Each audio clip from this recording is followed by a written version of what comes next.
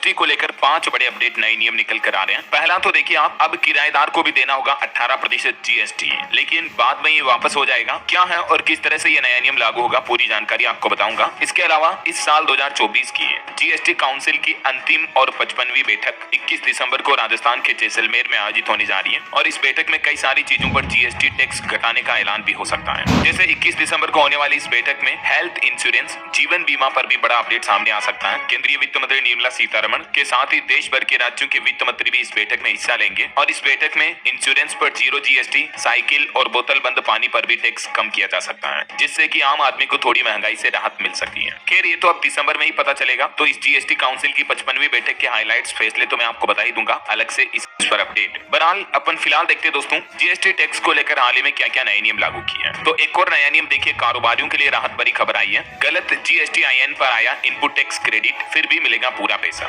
वैसे तो दोस्तों जीएसटी को लागू हुए हमारे देश में करीब 7 साल बीत चुके हैं, लेकिन आज भी इसमें सुधार जारी है। समय समय पर सरकार इसमें बदलाव, नए नियम लागू करती रहती है। तो जीएसटी कानून से जुड़ा एक ऐसा ही मामला हाल ही में इलाहाबाद हाईकोर्ट में पहुंचा था, जहां गलत जीएसटीएन पर भेजे गए आईटीसी रिफंड पर कोर्ट ने कारोबारी के हित में फैसला सुनाया और इसके साथ ही जीएसटी में ये बदलाव भी लागू हो चुका है। देश भर के लाखों कारोबारियों के लिए ये बड़ी खबर है। अगर आपको भी गलत जीएसटी नंबर, जीएसटीआईएन पर भी इनपुट टैक्स क्रेडिट, आईटीसी का रिफंड आता है, तो भी इनकम टैक्स डिपार्टमेंट विभाग इसे खारिज नहीं कर सकता है और पूरा पैसा देना पड़ेगा। इसी मामले को लेकर ये इलाहाबाद हाईकोर्ट की तरफ से बड़ा फैसला सुनाया गया, ठीक है ना। और एक अपडेट है, जीएसटी पोर्टल पर व्यापारियों के लिए एक नया ऑप्शन भी शुरू हुआ। अब इनपुट, इनवॉइस, एक्सेप्ट और रिजेक्ट और होल्ड करने के विकल्प भी आपको जीएसटी पोर्टल पर मिलेंगे। इसके साथ ही इनपुट टैक्स क्रेडिट लेने के लिए भी पोर्टल में इनवॉइस मैनेजमेंट सिस्टम के तहत एक नई व्यवस्था लागू की गई है और नए सिस्टम के तहत हर बिल का मिलान करना होगा। एक धारा के तहत होगी अब कार्यवाही, पहले ये 2 धाराएं थी। तो ये भी जीएसटी के अंदर जीएसटी रिटर्न फाइल को लेकर कुछ नए नियम लागू किए गए हैं, ठीक है। और इसके अलावा सबसे पहला नियम जो मैंने आपको शुरुआत में बताया था कि अब मकान मालिक की तरह किराएदार को भी 18% जीएसटी देना पड़ेगा। ये बहुत ही महत्वपूर्ण नियम है, समझिए जरा। देश भर में रिवर्स चार्ज मैकेनिज्म यानी आरसीएम सिस्टम लागू हो गया है और ऐसा पहली बार होने जा रहा है दोस्तों, जब किराएदार को भी जीएसटी भरना होगा। अभी तक मौजूदा नियम के मुताबिक मकान मालिक अपने इनकम टैक्स रिटर्न में बताता था कि वो भवन का मालिक है और उसे किराए से कितनी आय हो रही है, ठीक है। और अगर आय जीएसटी नियमों के ऊपर होती है तो इसके लिए उसे फिर जीएसटी में पंजीयन भी कराना पड़ता था,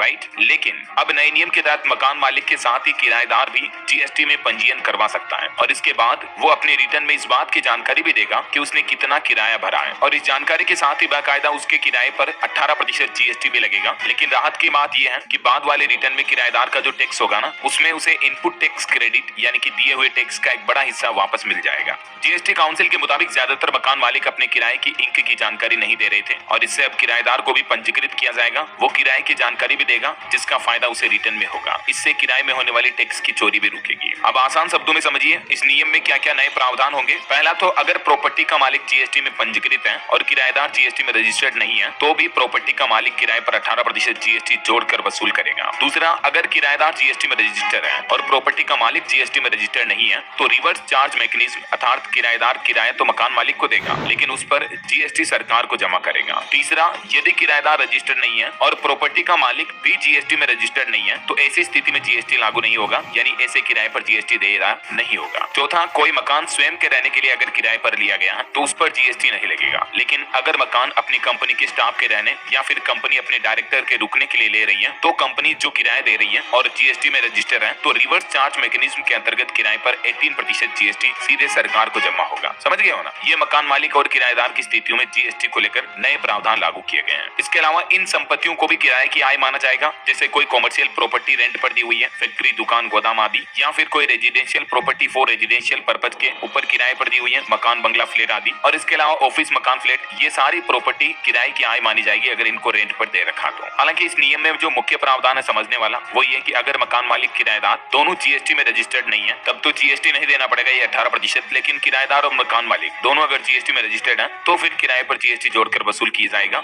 और किराएदार को भी उसका जीएसटी एक्सपेंसेस के रूप में वापस रिफंड मिल जाएगा। ओके, तो ये जीएसटी कानून को लेकर उम्मीद है नया नियम अपडेट आपको जरूर जानने मिला होगा।